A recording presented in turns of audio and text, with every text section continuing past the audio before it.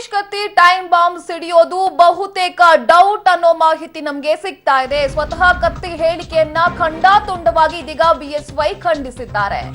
24 ಗಂಟೆಯ ಒಳಗೆ ಸರ್ಕಾರ ಬಿದ್ದು ಹೋಗುತ್ತೆ, 15 ಶಾಸಕರು ನಮ್ಮ ಸಂಪರ್ಕದಲ್ಲಿ ಇದ್ದಾರೆ ಅಂತ ಹೇಳಿ ನಿನ್ನೆ ಶಾಸಕ ಉಮೇಶ್ ಕತ್ತಿ ಹೇಳಿಕೆಯನ್ನ ಕೊಟ್ಟಿದ್ರು.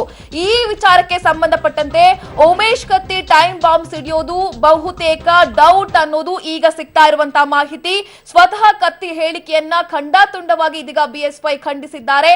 ಅಂತಹ ಬೆಳವಣಿಗೆ ಇಲ್ಲ, ಕತ್ತಿ ಆ ಮಾತು ಆಡಬಾರ್ದಿತ್ತು ಅಂತ ಹೇಳಿ ಇದೀಗ ಸ್ವತಃ ಬಿಜೆಪಿ ರಾಜ್ಯಾಧ್ಯಕ್ಷ ಯಡಿಯೂರಪ್ಪನವರು ಹೇಳಿದ್ದಾರೆ. ಇತ್ತ ಸರ್ಕಾರ ಬೀಳಲ್ಲ ಅನ್ನೋದನ್ನ ಕೂಡ ಮಾಜಿ ಸಿಎಂ ಸಿದ್ದರಾಮಯ್ಯನವರು ಸ್ಪಷ್ಟಪಡಿಸಿದ್ದಾರೆ. ಬಿಜೆಪಿ ಅವರಿಗೆ ಕೆಲಸ ಇಲ್ಲ, ವಾಮ ಮಾರ್ಗದಿಂದ ಅಧಿಕಾರಕ್ಕೆ ಬರುವಂತ ಆಸೆ ಅವರಿಗೆ ಇದೆ ಅಂತ ಹೇಳಿ ಹುಬ್ಬಳ್ಳಿಯ ವಿಮಾನ ನಿಲ್ದಾಣದಲ್ಲಿ ಮಾಜಿ ಸಿಎಂ ಸಿದ್ದರಾಮಯ್ಯನವರು ವಾಗ್ದಾಳಿಯನ್ನ ಮಾಡಿದ್ದಾರೆ. ಆದಷ್ಟು ಬೇಗ ಹೊಸ ಸರ್ಕಾರವನ್ನು ಕರ್ನಾಟಕದಲ್ಲಿ ರಚನೆ ಮಾಡ್ತೀವಿ. ಭಾರತೀಯ ಜನತಾ ಪಕ್ಷ 15 ಜನ ನನ್ನ ಸಂಪರ್ಕದಲ್ಲಿದ್ದಾರೆ. 24 ಗಂಟೆಗಳ ಸರ್ಕಾರ ಮನೆಗೆ ನಾವು ಆಪರೇಷನ್ ಕಮಲ ಮಾಡ್ತೀವಿ ನಾನು ಹೇಳಿಲ್ಲ, ನಮ್ಮ ನಾಯಕರು ಹೇಳಿಲ್ಲ. ಉಮೇಶ್ ಕತ್ತಿ ಹೇಳಿಕೆ ಕೊಟ್ಟಂಥದ್ದು ಸರಿಯಲ್ಲ.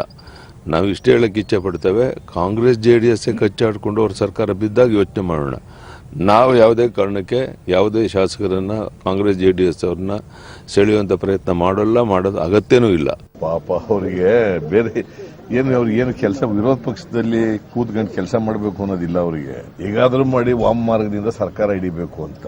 ಪಾಪ ಉಮೇಶ್ ಕತ್ತಿಗೆ ಅಧಿಕಾರ ಬಿಟ್ಟು ಬಹಳ ವರ್ಷ ಆಗಿದೆಯಲ್ಲ, ಅದಕ್ಕೆ ಅವರೆಲ್ಲ ಭ್ರಮಾಲೋಕದಲ್ಲಿದ್ದಾರೆ. ಅವರೆಲ್ಲ ಏನೂ ಆಗೋದಿಲ್ಲ. Government will not fall, government will complete it's term. there is no problem at all. ಇನ್ನಷ್ಟು ಮಾಹಿತಿಯನ್ನ ಕೊಡ್ತಾರೆ ನಮ್ಮ ರಿಪೋರ್ಟರ್ ರವೀಶ್. ಒಂದ್ ಕಡೆ ಉಮೇಶ್ ಕತ್ತಿ ಹಾಗೆ ಹೇಳ್ತಾರೆ, 24 ಗಂಟೆಯಲ್ಲಿ ಸರ್ಕಾರ ಬಿದ್ದೋಗುತ್ತೆ, 15 ಶಾಸಕರು ನಮ್ ಜೊತೆ ಇದ್ದಾರೆ ಅಂತ.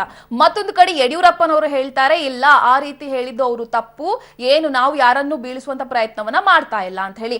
ಮತ್ತೊಂದು ಕಡೆ ಸಿದ್ದರಾಮಯ್ಯನವರು ಹೇಳ್ತಾ ಇದ್ದಾರೆ, ಇಲ್ಲ ಸರ್ಕಾರ ಬೀಳೋದಿಲ್ಲ, ಅವರು ಒಂದು ವಾಮ ಮಾರ್ಗದ ಮೂಲಕ ಸರ್ಕಾರವನ್ನ ಪಡೆಯೋದಕ್ಕೆ ಈಗ ಮುಂದಾಗ್ತಾ ಇದ್ದಾರೆ ಅಂತ ಹೇಳಿ. ಇದನ್ನೆಲ್ಲ ನೋಡ್ತಾ ಇದ್ರೆ ಒಂಥರ ಕನ್ಫ್ಯೂಸ್ ಆಗ್ತಿದೆಪ್ಪ ನಮ್ಗೆ.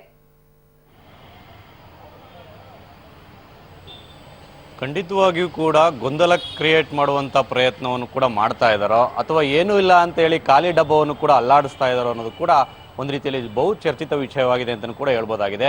ಅಂದರೆ ಪ್ರಮುಖವಾಗಿರ್ತಕ್ಕಂಥದ್ದು ಉಮೇಶ್ ಕತ್ತಿ ಅವರ ಹೇಳಿಕೆಯನ್ನು ಬಹಳ ಹಿಂದಿನಿಂದಲೂ ಕೂಡ ರಾಜ್ಯ ರಾಜಕಾರಣದಲ್ಲಿ ಅಷ್ಟೊಂದು ಗಂಭೀರವಾಗಿ ಯಾರು ಕೂಡ ತೆಗೆದುಕೊಳ್ಳೋದಿಲ್ಲ. ಹಾಗಾಗಿ ಈ ಬಾರಿಯೂ ಕೂಡ ಒಂದು ರೀತಿಯಲ್ಲಿ ಗಂಭೀರವಲ್ಲದ ವಿಚಾರವನ್ನು ಕೂಡ ಉಮೇಶ್ ಕತ್ತಿ ಅವರು ಪ್ರಸ್ತಾಪ ಮಾಡಿದ್ರ ಅನ್ನೋದ್ರ ಬಗ್ಗೆ ಕೂಡ ಸ್ವತಃ ರಾಜ್ಯ ರಾಜಕಾರಣದಲ್ಲೂ ಕೂಡ ಚರ್ಚೆ ಆಗ್ತಾ ಇದೆ. ಹಾಗಾಗಿಯೇ ಒಂದು ಸಿದ್ದರಾಮಯ್ಯ ಅವರ ಆದಾಗಿ ಯಡಿಯೂರಪ್ಪ ಅವರೇ ಆದಾಗಿ ಅವರ ಒಂದು ಹೇಳಿಕೆಯನ್ನು ಗಂಭೀರವಾಗಿ ಪರಿಗಣಿಸಬಾರದು ಅನ್ನೋ ಮಾತುಗಳನ್ನು ಕೂಡ ಹೇಳ್ತಾ ಇದ್ದಾರೆ. ಮತ್ತೊಂದು ಕಡೆ ಎಲ್ಲೋ ಒಂದು ಕಡೆ ಬಿಜೆಪಿ ಹೈಕಮಾಂಡ್ ಸೂಚನೆ ಕೊಟ್ಟಿರೋದ್ರಿಂದ ಯಡಿಯೂರಪ್ಪ ಅವರನ್ನ ಬಿಟ್ಟು ಬೇರೆ ಯಾರೂ ಕೂಡ ಮಾತನಾಡಬಾರದು ಅಂತ. ಈ ಹಿನ್ನೆಲೆಯಲ್ಲಿ ಯಡಿಯೂರಪ್ಪನವರು ಆ ಉಮೇಶ್ ಕತ್ತಿ ಅವರ ಒಂದು ಹೇಳಿಕೆಗೆ ತೇಪೆ ಹಚ್ಚುವಂತಹ ಕೆಲಸವನ್ನು ಕೂಡ ಮಾಡಿದ್ರ ಅನ್ನೋದ್ರ ಬಗ್ಗೆ ಕೂಡ ಸಾಕಷ್ಟು ಅನುಮಾನ ಮೂಡ್ತಾ ಇದೆ ಅಂತಾನೆ ಹೇಳ್ಬೋದಾಗಿದೆ. ಯಾಕೆಂದ್ರೆ ಉಮೇಶ್ ಕತ್ತಿ ಅವರು ಬೆಳಗಾವಿ ಭಾಗದ ಕೆಲ ಒಂದು ಕೈ ಶಾಸಕರ ಜೊತೆ ಟಚ್ ಅಲ್ಲಿದ್ದಾರೆ. ಅಂದ್ರೆ ರಮೇಶ್ ಜಾರಕಿಹೊಳಿ ಸೇರಿದಂತೆ ಬೆಳಗಾವಿ ಭಾಗದ ಕೆಲ ಕೈ ಶಾಸಕರ ಜೊತೆ ಟಚ್ ಅಲ್ಲಿದ್ದಾರೆ ಅಂತ ಕೂಡ ಹೇಳಲಾಗ್ತಾ ಇತ್ತು. ಯಾಕೆಂದ್ರೆ ಅವತ್ತು MLC ಆಗಿರ್ತಕ್ಕಂಥ ಆ ಒಂದು ಕವಟಗಿ ಮಠ ಅವರು ಒಂದು ಉಪಹಾರ ಕೂಟವನ್ನು ಕೂಡ ಕರೆದಿದ್ರು. ಈ ಒಂದು ಸಂದರ್ಭದಲ್ಲಿ ಉಮೇಶ್ ಕತ್ತಿ ಮತ್ತೆ ರಮೇಶ್ ಜಾರಕಿಹೊಳಿ ಅವರು ಬಹಳ ಹೊತ್ತು ಮಾತುಕತೆಯನ್ನು ಕೂಡ ನಡೆಸಿದ್ರು. ಅದರ ಆಧಾರದ ಮೇಲೆ ಹೇಳಿಕೆಯನ್ನು ಕೂಡ ಕೊಟ್ರ ಅಥವಾ ಸುಮ್ಮನೆ ಖಾಲಿ ಡಬ್ಬವನ್ನು ಕೂಡ ಅಲ್ಲಾಡಿಸಿದ್ರ ಅನ್ನೋದ್ರ ಬಗ್ಗೆ ಕೂಡ ಸಾಕಷ್ಟು ಚರ್ಚೆ ಆಗ್ತದೆ. ಹಾಗಾಗಿ ಏನೇ ಆಗಲಿ ರಮೇಶ್ ಜಾರಕಿಹೊಳಿ ನಿರ್ಧಾರದ ಮೇಲೆ ಬಿಜೆಪಿ ನಾಯಕರ ಆಪರೇಷನ್ ಕಮಲ ಒಂದು ರೀತಿಯಲ್ಲಿ ನಿರ್ಧಾರ ಆಗುತ್ತೆ ಅನ್ನೋದು ಕೂಡ ಈಗ ಸಾಕಷ್ಟು ಚರ್ಚೆ ಆಗ್ತಾ ಇರ್ತಕ್ಕಂಥ ವಿಚಾರ.